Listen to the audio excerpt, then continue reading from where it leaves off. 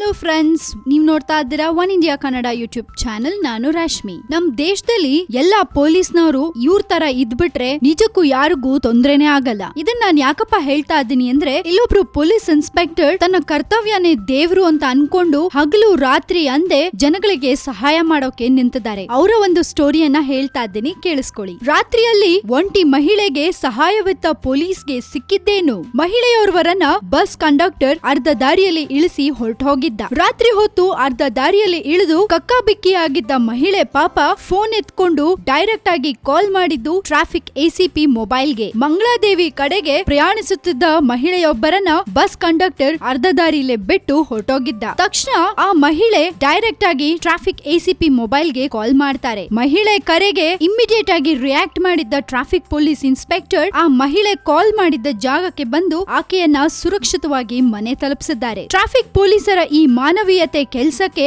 ಎಲ್ಲಾ ಕಡೆಯಿಂದನೂ ಪ್ರಶಂಸೆ ಸಿಗ್ತಾ ಇದೆ. ಇದಲ್ಲದೆ ಮಹಿಳೆಯ ಕಂಪ್ಲೇಂಟ್ ಗೆ ಸ್ಪಂದಿಸಿದ ಪೊಲೀಸ್ ಅಧಿಕಾರಿಗೆ ನಗರ ಪೊಲೀಸ್ ಆಯುಕ್ತ ಎಂ ಚಂದ್ರಶೇಖರ್ ಶ್ಲಾಘಿಸಿ 5,000 ರೂಪಾಯಿ ಬಹುಮಾನವನ್ನು ಕೂಡ ಕೊಟ್ಟಿದ್ದಾರೆ. ಇದಲ್ಲದೆ ಮಹಿಳೆಯ ಸೇಫ್ಟಿಗೋಸ್ಕರ ಅವರು ಮಂಗಳಾದೇವಿಗೆ ಸೇಫ್ ಆಗಿ ರೀಚ್ ಆಗ್ತಾರಾ ಅನ್ನೋದನ್ನ ಕನ್ಫರ್ಮ್ ಮಾಡ್ಕೊಳ್ಳಕ್ಕೆ ಬಸ್ ಹಿಂದೆ ಪಾಪ ಅವರು ಬೈಕ್ ಅಲ್ಲಿ ಫಾಲೋ ಮಾಡಿದ್ದಾರೆ. ಈ ರೀತಿ ಸಕಾಲಿಕವಾಗಿ ಸಾರ್ವಜನಿಕರ ಕರೆಗೆ ಸ್ಪಂದಿಸಿ ಇಲಾಖೆ ಬಗ್ಗೆ ಸಾರ್ವಜನಿಕರಿಂದ ಮೆಚ್ಚುಗೆ ಪಾತ್ರರಾಗಿರುವ ಆರ್.ಕೆ. ಗವಾರ್ ಅವರನ್ನ ಪೊಲೀಸ್ ಆಯುಕ್ತರು ಗೌರವಿಸಿ ಶ್ಲಾಘನಾ ಪತ್ರ ಹಾಗೆ 5,000 ರೂಪಾಯಿ ನಗದು ನೀಡಿ ಪ್ರೋತ್ಸಾಹಿಸಿದ್ದಾರೆ. ಇದಲ್ಲದೆ ಈ ಬಗ್ಗೆ ಬಸ್ ಕಂಡಕ್ಟರ್ ವಿರುದ್ಧ ದೂರು ಕೂಡ ದಾಖಲಾಗಿದೆ. ಇದಕ್ಕೆ ಹೇಳಿದ್ದು ನಾನು, ಇವ್ರ ತರಾನೇ ಎಲ್ಲಾ ಪೊಲೀಸರು ಇದ್ಬಿಟ್ರೆ ಇಷ್ಟೊತ್ತಿಗೆ ಯಾರಿಗೂ ಕೂಡ ಯಾವುದೇ ರೀತಿ ತೊಂದರೆ ಅಂತೂ ಆಗಲ್ಲ. ಇದ್ರ ಬಗ್ಗೆ ನೀವೇನ್ ಹೇಳ್ತೀರಾ? ನಿಮ್ಮ ಕಾಮೆಂಟ್ಸ್ ಅನ್ನ ನಮ್ಮ ಕಮೆಂಟ್ ಬಾಕ್ಸ್ ನಲ್ಲಿ ನೀವು ಹಾಕಿ ಕಳಿಸಿ. ಅಂಡ್ ಈ ನಮ್ಮ ವಿಡಿಯೋನ ದಯವಿಟ್ಟು ಲೈಕ್ ಮಾಡಿ, ಶೇರ್ ಮಾಡಿ. ಮತ್ತಷ್ಟು ಸುದ್ದಿಗಳಿಗೆ ಸಬ್ಸ್ಕ್ರೈಬ್ ಮಾಡಿ ನಮ್ಮ one India Kannada YouTube channel ಅನ್ನ.